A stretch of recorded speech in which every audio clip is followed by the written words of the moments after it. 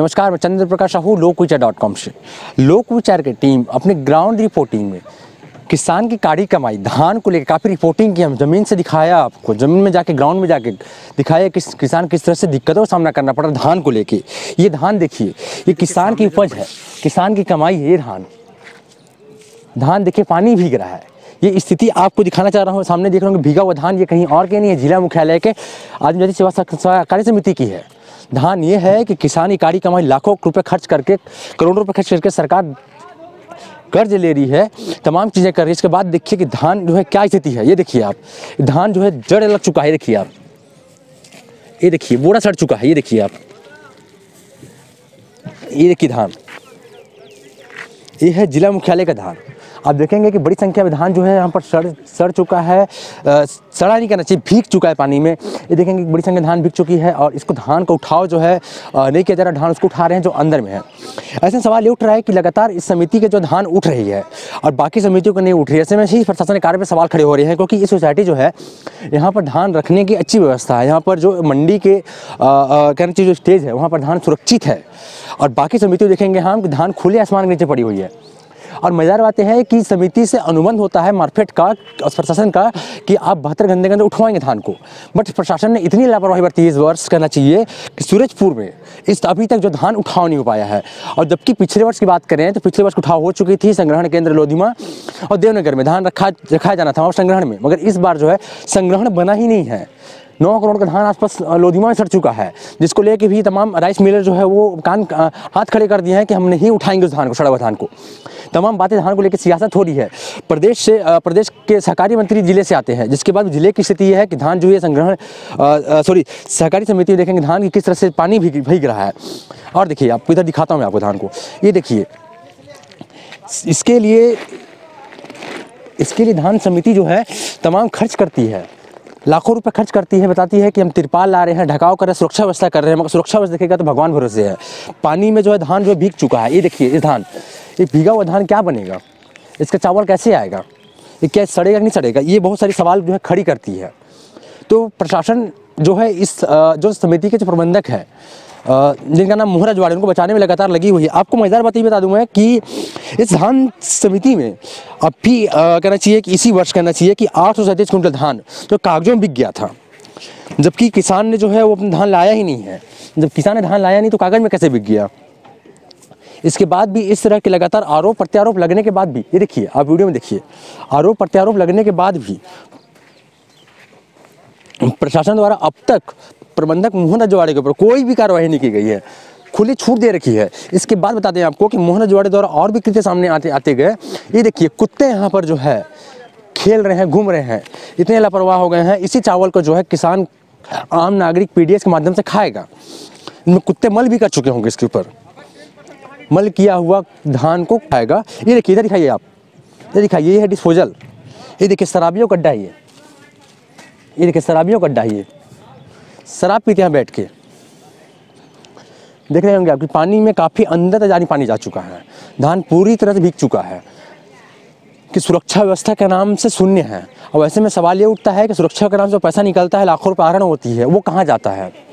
क्या इसमें बैंक कैसे फंसाता है उनको, क्या डीआर क्या करता है, फूड विभाग क्या करता है। लगातार बहुत सारे सवाल जो है इस पर खड़े हो रहे हैं।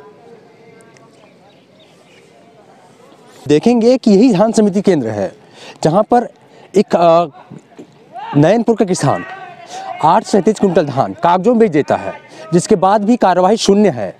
अब तक प्रशासन जो उस प्रबंधक को हटाया नहीं, प्रभारी तक नहीं हटाया उसको। 1 महीने गुजर चुके हैं अब तक।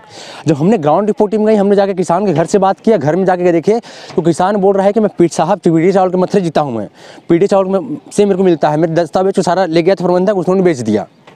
तमाम किसान कह रहा है। इसके बाद भी प्रशासन जो है कितनी कहना चाहिए लापरवाह है। अच्छा मज़ेदार बात यह है कि आप देखेंगे कि प्रदेश जो मुखिया सीएम भूपेश बघेल हैं, भूपेश बघेल भी 837 कुंटल धान नहीं बेचे हैं।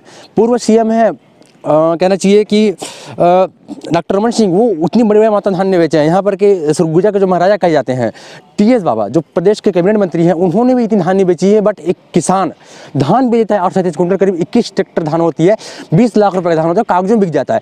मज़ेदार बात इसमें ये भी है कि जब धान, ये समिति देखेंगे आप, वो गेट है समिति, जब कोई भी ट्रक या ट्रैक्टर आती है अंदर तो समिति जो है कृषि उपज मंडी वो रसीद काटती है किसान का बाकायदा, किसान के गाड़ी का वाहन का कौन से गाड़ी से गया कौन से गाड़ी से गया। अब मज़ेदार बात यह है कि जब हमने जाकर चेक की दस्तावेज़ों में तो उस रजिस्टर में उस ट्रैक्टर का उस किसान का नाम ही उल्लेख नहीं है। तो क्या ऐसा सवाल उठता है कि क्या किसान ने जो है हेलीकॉप्टर से उतारा था धान यहाँ पर? और 21 ट्रैक्टर धान होती है समथिंग। आप मान लीजिए अगर 100 बारदाना की बात करें अपन, एक ट्रैक्टर में आएगी तो 21 ट्रैक्टर धान हो जाती है। 21 ट्रैक्टर धान कागज में ही बिक गया। लाखों रुपए आहरण करने की फिराक में थे। हमारे समाचार लगने के बाद खाता में होड़ लग चुका है।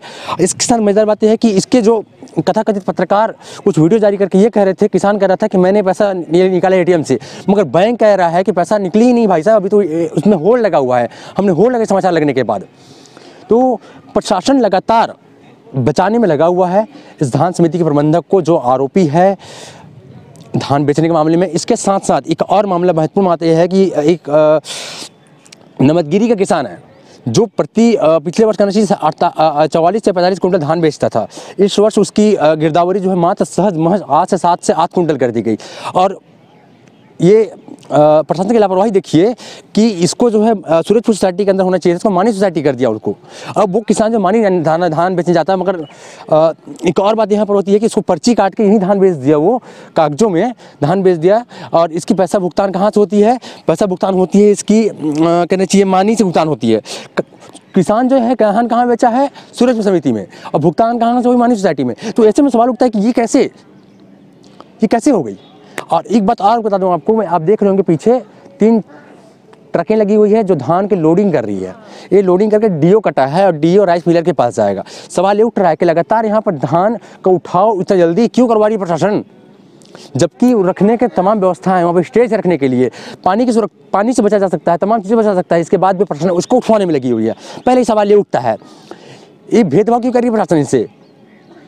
बाकी समितियों में देखेंगे आप कि बाकी समिति में खुले आसमान के धान पड़ा हुआ है, पानी भी गिरी है, तमाम व्यवस्थाएं होनी चाहिए थी। बहुत समिति में व्यवस्थाएं भी नहीं है, जो पैसा खा चुके हैं। इसके बाद भी वहाँ का उठाव नहीं करवा के यहाँ उठाकर यहाँ पर ऑलरेडी समिति में सुरक्षित रखा हुआ उसको उठवा रहे हैं आप। किस वर्ष? हमने ग्राउंड रिपोर्टिंग में आया था, हमने ग्राउंड रिपोर्टिंग में देखा है कि किसान जो है खुद से मेहनत किया है, खुद से हमाली किया है, खुद से बोरे में वो तौल किया है, रस्सी सिला है और ऊपर चढ़ाया भी है। तो हमाली का पैसा 7 रुपये पर क्विंटल। किसान को पिछले वर्ष की राशि नहीं मिली है, तो इस वर्ष की राशि भी उसको बता रहे हैं कि पैसा निकाल दिया है लगभग। ऐसा सवाल उठता है कि प्रशासन और प्रदेश के जो मंत्री हैं जिले से आने के बाद भी इतनी बड़ी घोटाला लगातार जिले में हो रही है, इसके बाद भी मूक दर्शक बन के बैठे हुए हैं। तो ये थी हमारी ग्राउंड रिपोर्ट। आप बने लोककुचर.com में खबर अच्छी लगे तो आप लाइक कीजिए, कमेंट करके अपनी प्रतिक्रिया हमें जरूर